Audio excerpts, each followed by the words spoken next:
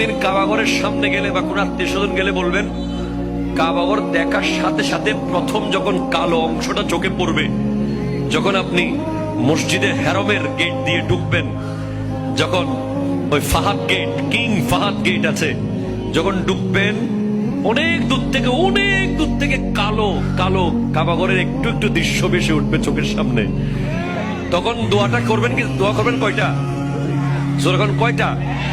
একটা দোয়াই কবুল হবে দেখার সাথে সাথে। কাবা ঘর দেখার সাথে সাথে প্রথম যে দোয়াটা করবেন ওটা কবুল করবেন কে?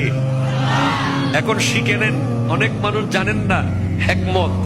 আপনি একটা দোয়া করবেন, একটাই শেষ, একটা সুযোগ পাবেন আপনি, কিন্তু আপনি এমন এক দোয়া করবেন যেন যতদিন ওখানে থাকেন প্রত্যেক দোয়া কবুল হয়ে যায়। এই হিকমতি দোয়াটা শিখে নেন। আপনি বলবেন, আল্লাহ আমি 10, 12, 15 যতদিন এখানে থাকবো, যতগুলো দোয়া করব সব কবুল করে নিয়েন। দোয়া করছেন কয়টা? পাবেন কয়টা?